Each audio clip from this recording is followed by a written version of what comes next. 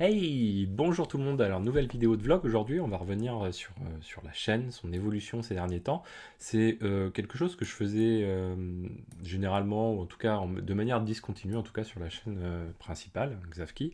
Mais là, je me dis, bon, voilà, on va éviter de pousser ça sur la chaîne Xavki. Et puis, c'est l'occasion de parler plus ouvertement encore sur cette chaîne-ci des sujets qui vont avec. On va parler des revenus depuis le début de la chaîne.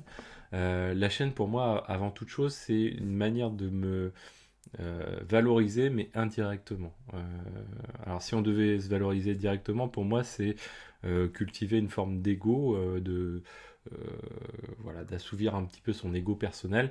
Personnellement, c'est pas, mais je reproche ça à personne, hein, c'est pas à travers ce mode-là que je vais le cultiver. En plus, j'essaye généralement quand j'essaye d'assouvir mon ego, tout le monde en a plus ou moins un. De toute façon, faut pas rêver au monde des bisounours. Mais pour moi, c'est quelque chose que je garde dans mon très fort intérieur. C'est-à-dire vraiment mes plus belles réussites qui ne sont pas du tout financières, c'est plutôt des réussites sociales. Par exemple, quelqu'un que je vais aider d'une manière ou d'une autre. Bah, je le partage, je montre aux gens que je suis content, mais intérieurement, c'est vraiment une énergie considérable. C'est pour moi un vecteur de réussite extrêmement fort.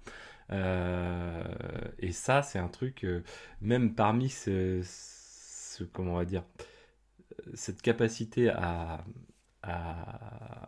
apprécier ce moment-là, bah, parmi les facteurs qui amplifient encore ça, c'est le fait de moins le partager avec les autres, en tout cas de moins le montrer.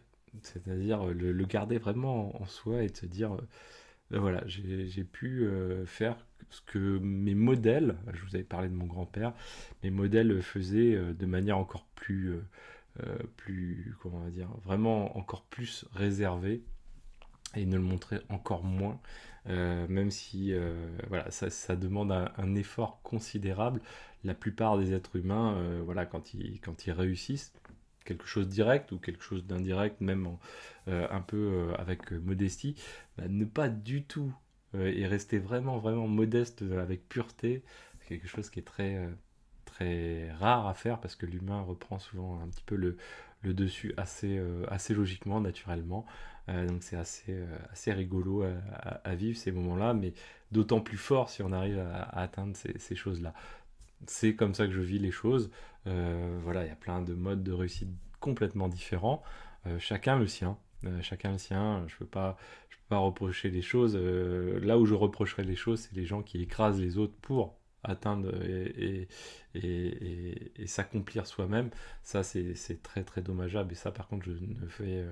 Quoi, à mes yeux, ces gens-là ne pèsent pas grand-chose. Comme disait mon grand-père, c'est des pauvres types. C'est exactement ça.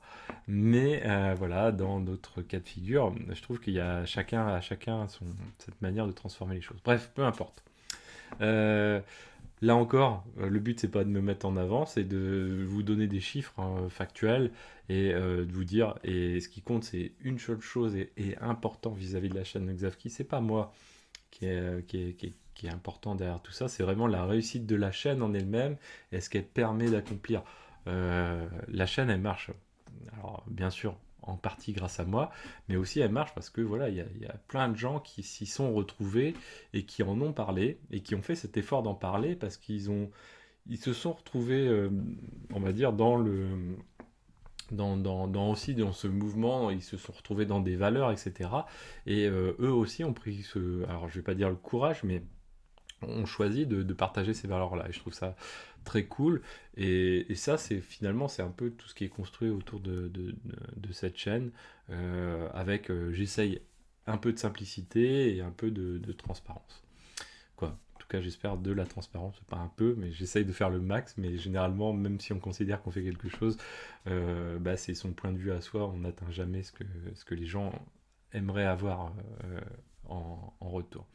Alors, bref, peu importe, là je vous baratine un peu, c'est beaucoup de blabla, désolé. Euh, la chaîne, à l'heure actuelle, on a franchi les 133 000 abonnés, ce qui est plutôt un beau chiffre, hein, vous le voyez à l'écran. C'est cool parce que si on devait se dire, bah, à chaque moment, quoi, depuis pas mal de temps hein, sur la chaîne, je me dis, mais à quel moment en fait, le nombre d'abonnés va s'arrêter un petit peu d'augmenter. Alors, ça s'est un petit peu calmé ces derniers temps, mais je pense que c'est plus lié au développement des LLM, ce genre de choses où tout le monde a besoin finalement, quoi, c'est une nouvelle source d'information. On a une sorte de, l'information, l'acquisition d'informations c'est lié au temps et du coup c'est on va dire impossible de l'étendre. En tout cas on peut l'étendre un petit peu mais ça a une limite et du coup les différentes sources d'informations restent là. Il y en a une nouvelle qui est arrivée hein, qui est le LLM quelque part je pense et il est venu en fait compresser un petit peu le temps des autres ce qui est assez finalement logique et naturel et du coup je pense que bon ça a un petit peu réduit. On est passé grosso modo de 1200 abonnés par jour 1300 abonnés par jour ah, là, vous voyez, on est à. Là, on est sur 28 jours. Faudrait refaire. Je vous dis n'importe quoi. 1200, 1300 par mois. Pardon, excusez-moi. Mais voilà, là sur 28 jours, donc il faudrait rapporter au mois, on est à 794. Vous voyez, on est à peu près à 800 par 28 jours. Donc rapporté au mois, ça doit faire quelque chose qui se rapproche des 850, peut-être quelque chose comme ça. Alors c'est lié aussi à un autre facteur, c'est que j'ai un petit peu moins publié fréquemment de vidéos. Et il y a la règle des 3 que j'ai... Ça fait presque... Ouais, ça fait 20 ans que cette règle des 3, je la connais, c'est-à-dire 3 publications par semaine. C'est un truc qui est indéniable, que ce soit pour des blogs, que ce soit pour des vlogs ou de la vidéo. C'est ça, les moteurs de recherche en fait aiment les choses qui sont publiées avec une certaine régularité en plus et avec une certaine vélocité quoi. Donc la capacité à publier à une fréquence relativement élevée. Et j'ai un petit peu levé le pied, en tout cas j'ai désynchronisé ça ces derniers temps. Je fais 3 souvent par semaine, mais des fois j'ai fait 2, des fois j'ai fait un même pendant les vacances je crois. Et du coup ça a un petit peu cassé le rythme. On va voir si ça reprend là, si j'arrive revenir sur ce mode de 3. On va voir, ça va être très très très intéressant d'ailleurs à suivre. Alors vous voyez donc 133 084 à l'heure actuelle personnes abonnées à la chaîne, sachant qu'il y a plus de la moitié des personnes qui visitent la chaîne qui ne sont pas abonnées, donc ça donne un chiffre qui est plutôt sympa. Et ouais, ce que je vous disais tout à l'heure, c'est ce qui est assez rigolo, c'est depuis quelques temps je me dis, ouais, on est quand même dans un microcosme qui est le monde du SRE, du DevOps, du sysadmin francophone. Et à quel moment finalement ça va un peu s'arrêter ce truc parce que finalement on est quand même sur un nombre fini de personnes qui n'est pas non plus énorme. Mais malgré tout, ça marche. Alors c'est vrai que je pense que quand même, si on prend la France, le Québec, tous les pays africains, un coucou à tous, je sais que vous êtes très très nombreux à me suivre également. Je pense que ça fait quand même beaucoup de monde, hein, et la preuve en est. Hein, finalement, à 133 000, ça continue encore d'augmenter. Alors on va pas dire à un millier par mois, mais pas loin. Donc c'est juste énorme, sachant que la moitié des personnes ne sont pas abonnées à la chaîne. Faites-le, c'est un très très bon moyen pour récompenser les youtubeurs hein, généralement. Ça vaut plus que les likes et les commentaires encore. Hein. C'est que ça permet voilà, vraiment de faire en sorte que une chaîne qui a plus d'abonnés par rapport à une chaîne qui a moins d'abonnés et qui sont à peu près sur les mêmes thématiques, etc., ça pousse plus haut les vidéos. Même sur des thématiques, quand on parle thématique, c'est vraiment large, donc du coup, ça pousse les vidéos même sur des thématiques très très larges. Du coup, voilà, c'est quelque chose qui est assez cool. Bref, continuons. Du coup, aussi l'autre palier qui a été franchi, si on va dans Données Analytics, si on va sur le nombre de vues, eh bien, si on regarde ici, toc toc toc, non, j'ai voire plus, on va dire.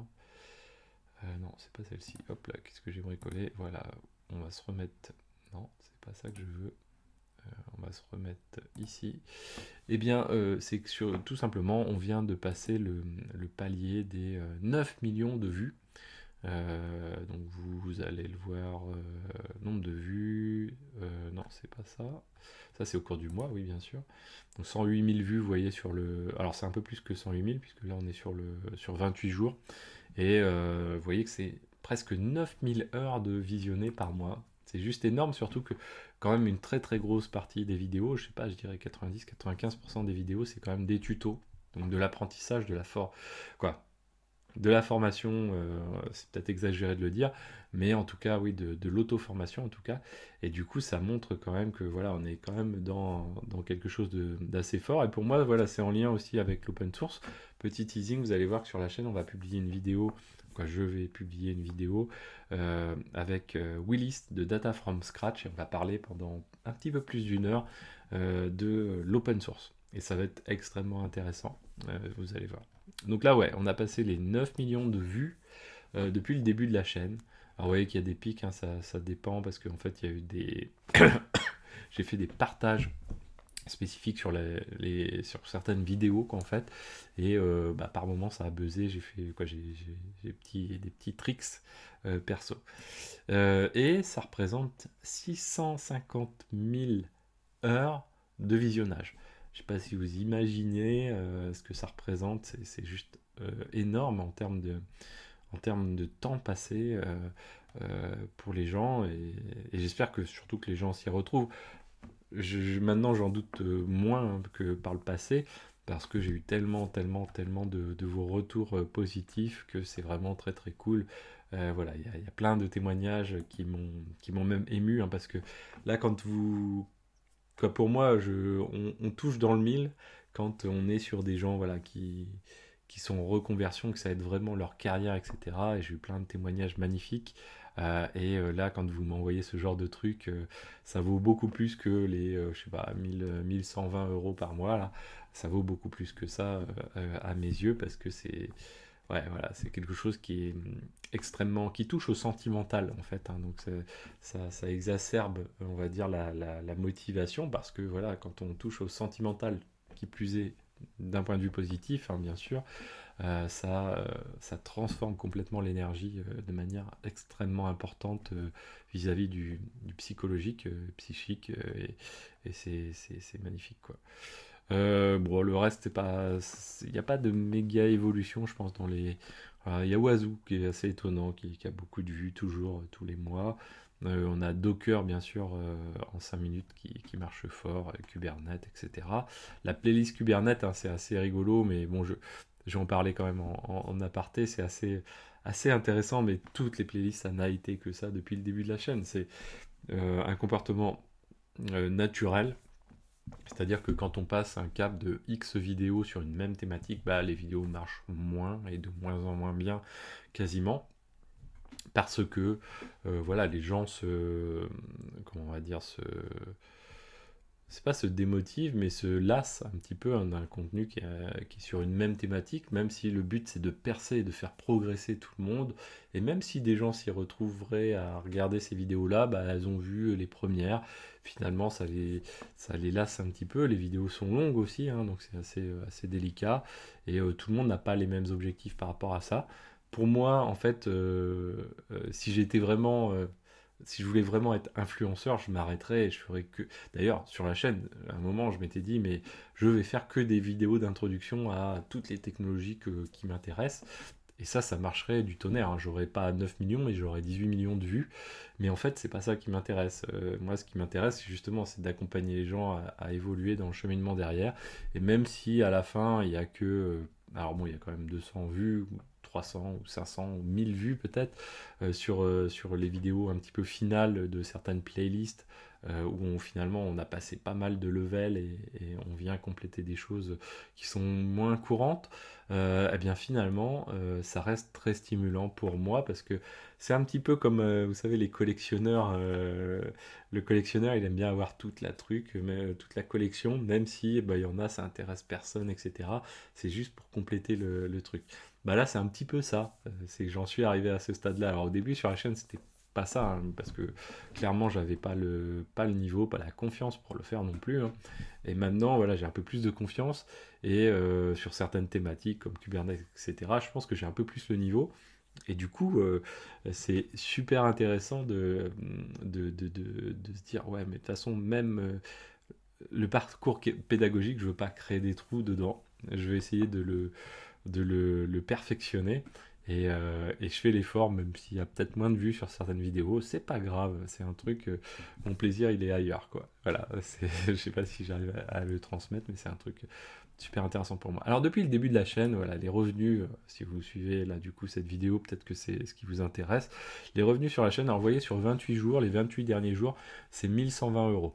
Alors tous les chiffres que je vous donne là, quoi, en termes de revenus, là 1120 euros, il faut se dire qu'à peu près, il y a 22% qui sont pris par le RSI parce que je suis auto-entrepreneur dessus. Donc ça, on en reparlera, c'est en plus de mon salaire principal où je travaille actuellement chez Ledger, mais mon salaire principal qui est plus que correct, hein.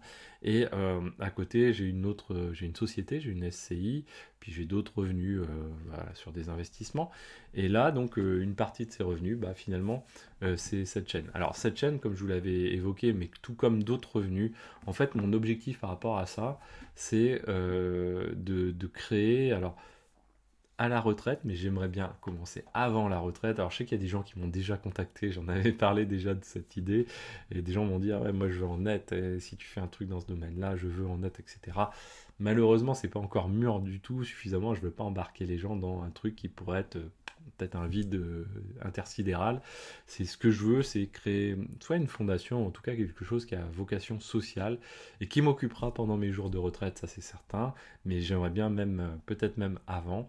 Et donc pour ça, il me faut des fonds. Et ces fonds, le but, c'est tous les jours, voilà, quitte à m'acheter, alors je n'achèterai pas parce que je pense que ma voiture actuelle pourrait même potentiellement suffire, mais en tout cas avoir ma voiture, aller au supermarché, acheter des baguettes de pain, du jambon, du machin, etc. Enfin de la Boostify et faire à manger et aller voir les gens qui en ont besoin dans la rue. Et leur donner, en tout cas les aider de manière diverse et variée.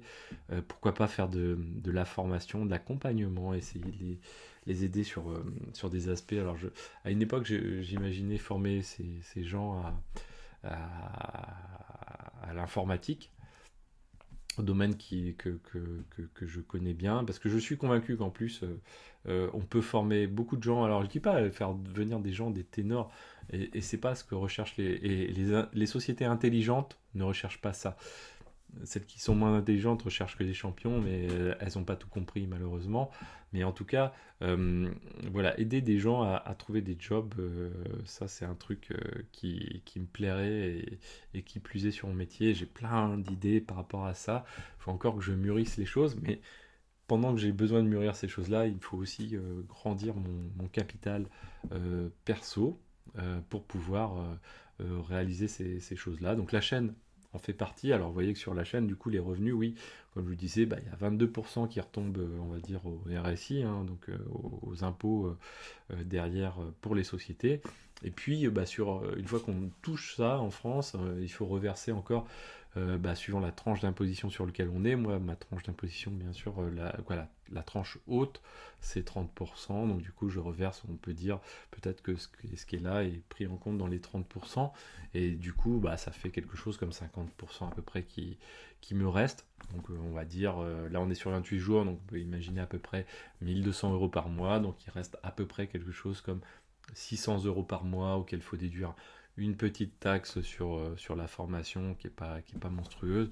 Bref, c'est pas énorme, mais voilà, ça vient compléter d'autres placements que je fais vraiment ardemment. On en a parlé un petit peu sur les actions, hein, les actions aussi dont je vous ai parlé. Pour moi, voilà, c'est un vecteur qui doit me permettre d'atteindre de ma réussite, qui n'est pas une réussite financière, qui est une réussite plus, comment on va dire, euh, j'allais dire social, mais pas au sens où certains peuvent l'entendre. C'est social, c'est-à-dire avoir une interaction avec les gens. Et l'interaction, pour moi, c'est d'essayer d'aider les gens à plus être en difficulté de différents aspects.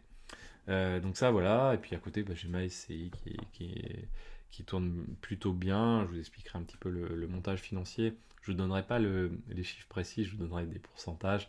Je pense que les chiffres risqueraient de... voilà, certains pourraient mal interpréter les choses, etc. Donc c'est pas l'objectif.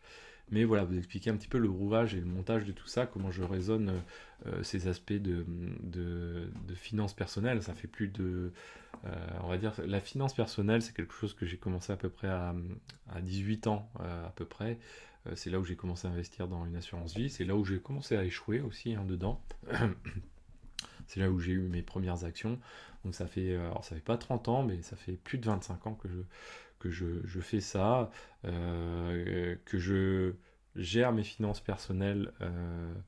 Voilà, j'ai jamais dépensé des grosses sommes. Je suis pas quelqu'un qui a un besoin et qui me crée des besoins. C'est-à-dire, ce qui est matériel pour moi est secondaire, globalement, hein.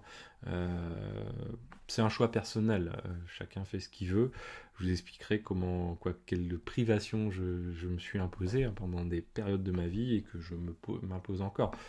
Je pourrais très bien en ce moment, je sais pas, rouler en Porsche ou je sais pas quoi. J'ai vu un article tout à l'heure sur quelqu'un sur LinkedIn qui est content, il s'est acheté une Porsche. Magnifique.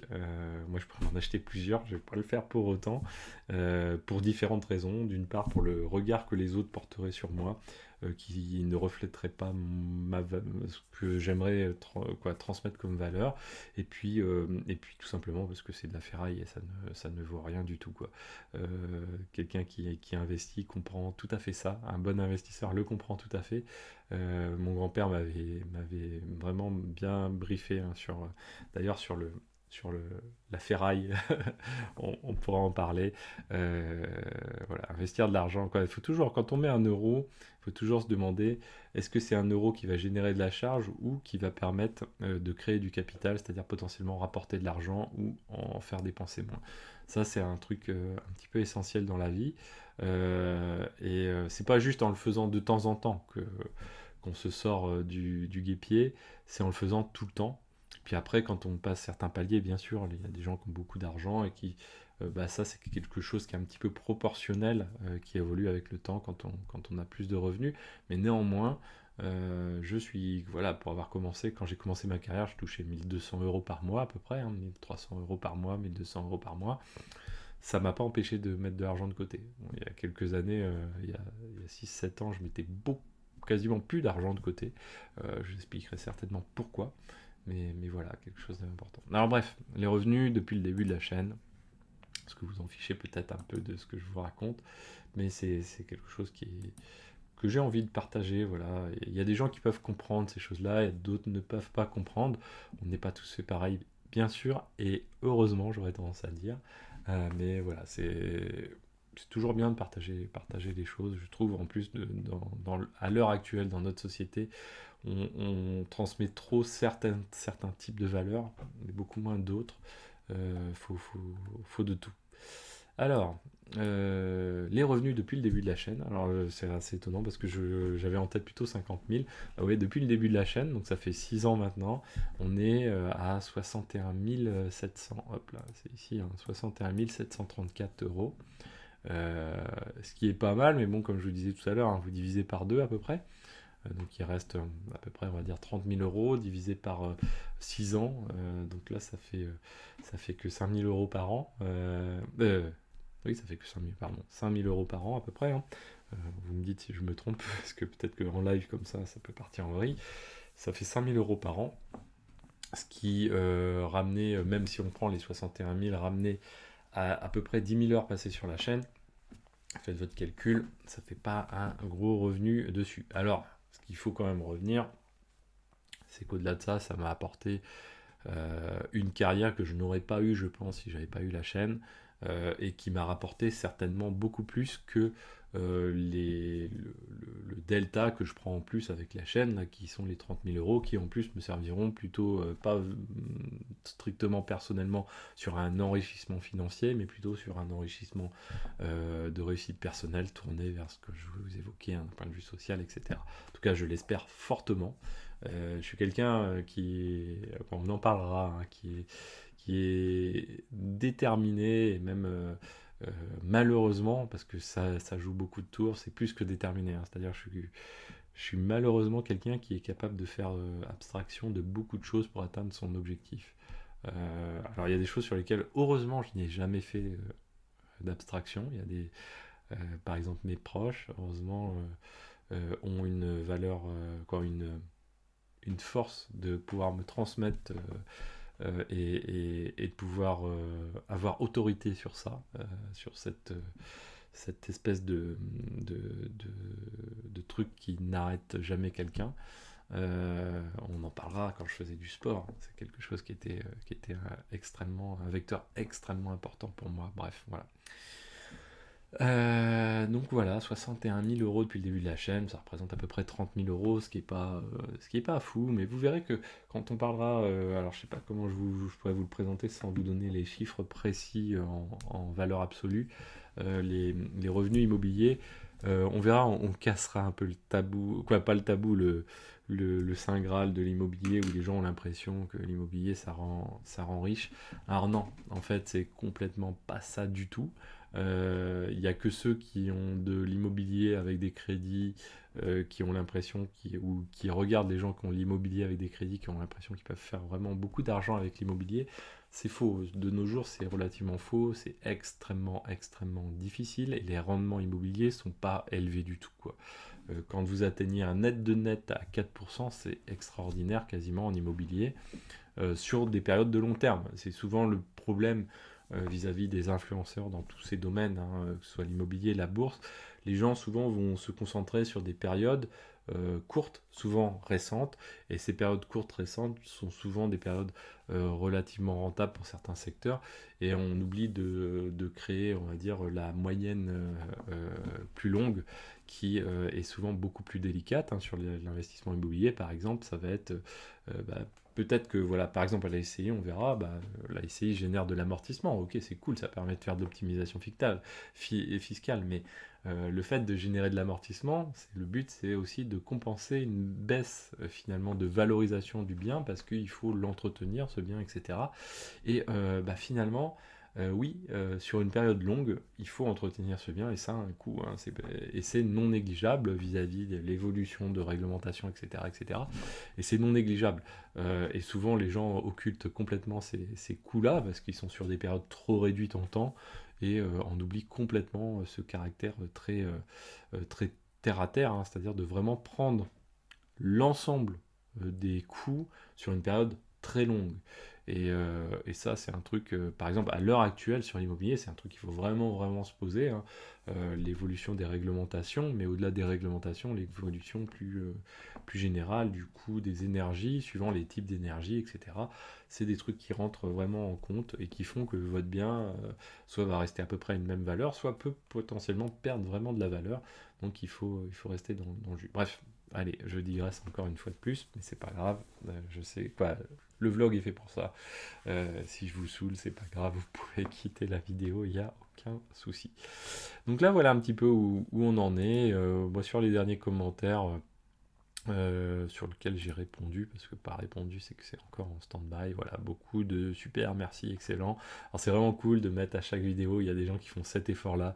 C'est vraiment cool parce que ça permet de soutenir vraiment la chaîne. Alors vous voyez que pour l'envers du décor, on peut faire des réponses automatiques. Alors j'évite ce type de réponse un petit peu automatique, parce que je veux pas montrer, je veux montrer aux gens que justement, quand j'ai répondu en ayant lu le message et pas juste passé dessus et en faisant toc comme ça, c'est que je l'ai pris en considération. Et voilà. Alors j'ai des questions, là j'ai répondu par exemple aux questions. Voilà, une personne qui, je comprends mieux. Oui, il y a une personne qui avait besoin d'un éclaircissement sur entre Pod Monitor versus Service Monitor. C'est dans le cadre de la playlist. On est arrivé à la vidéo 70, hein, de la playlist Kubernetes. Et voilà, la personne m'a demandé, donc je lui ai fait une petite explication spécifique qui est dans les commentaires. Ça m'arrive des fois quand la question est bien posée, sympa, parce qu'il y a des gens des fois qui sont un peu, il y a différents comportements sur lesquels j'ai plus de mal à répondre, mais là quand c'est vraiment sympa, bien sûr à chaque fois j'essaye d'apporter des éclaircissements pour essayer d'une part de répondre à la personne, mais aussi de me dire, tiens, si j'avais à faire encore mieux la vidéo en question, effectivement, cette question-là est intéressante, et effectivement, qu'est-ce que je répondrais, qu'est-ce que j'apporterais de plus dans la vidéo, ça c'est hyper important.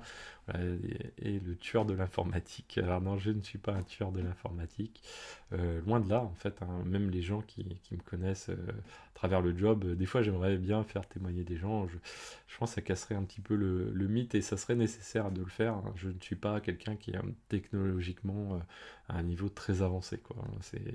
Je suis dans la moyenne, qu'on va dire, mais je suis pas quelqu'un. Je connais plein de gens qui sont des champions dans ces domaines-là. Moi, mon domaine de compétence n'est pas la technique spécifiquement. J'ai d'autres qualités très certainement, mais pas la technique. La technique, voilà, je suis normal, quoi, on va dire, voilà, sans plus, quoi. Voilà, donc il y a plein bien expliqué, top, top, cool, merci, etc., etc. Donc voilà, c'est toujours sympa tout ça. La page de revenus, je vais pas vous la montrer, c'est ce qu'on a vu finalement tout à l'heure de manière encore plus détaillée d'ailleurs. Donc voilà, plein de choses cool. N'oubliez pas, si vous voulez aller sur les dépôts de la chaîne, en fait, hein, qui sont classés par playlist, hein, chaque playlist, donc si vous prenez la playlist dédiée à Kubernetes, celle qui est en cours de publication, vous voyez que je classe tout ici avec le numéro de la vidéo. Donc là maintenant je suis habitué, hein, au fur et à mesure. Au début j'avais commencé et j'avais un seul caractère sur le côté numérique parce que voilà, les vidéos j'en faisais jamais beaucoup plus de 10 peut-être, etc.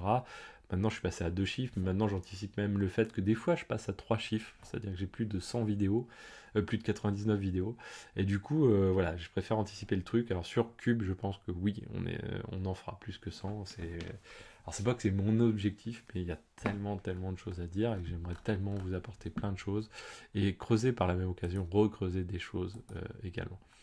Voilà, donc vous avez plein de, voilà, de choses. La playlist un petit peu transverse, c'est celle-ci, Vagrant Stack, c'est plein de stacks vagrantes qui permettent d'instancier des stacks. Du GitLab, du Nomad, du Postgre, achat, pas achat, du Zabbix, du Zookeeper, etc.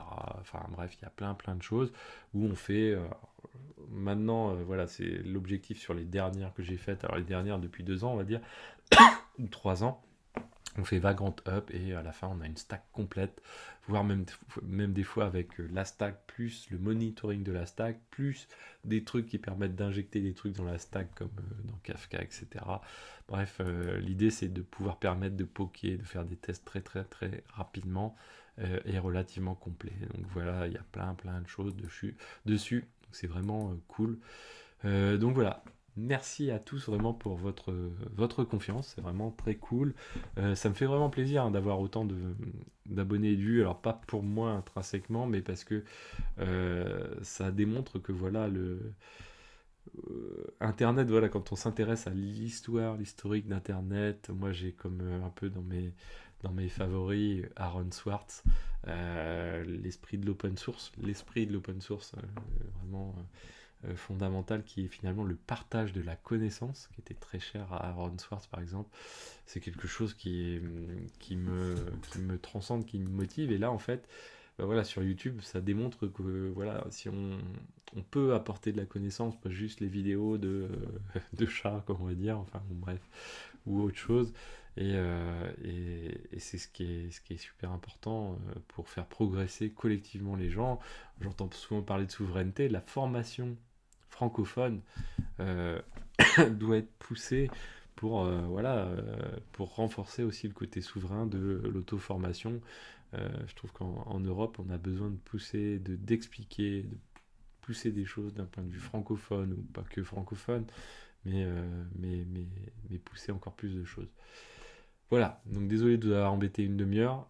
J'espère que cette vidéo vous a plu, vous a apporté quelques informations, vous a donné un peu mon état d'esprit. Et je vous dis à très bientôt sur Xavki. Abonnez-vous au vlog si vous le souhaitez. Voilà, c'est juste une chaîne annexe, mais où je parle plus librement sur plein de choses. Vous avez déjà quelques vidéos sur la bourse ou les actions qui me plaisent, ou d'autres sujets. La vidéo sur mon grand-père également, qui est mon modèle sur certains aspects. Et voilà, vous en apprendrez beaucoup plus sur moi à travers cette chaîne-ci. Ciao à tous!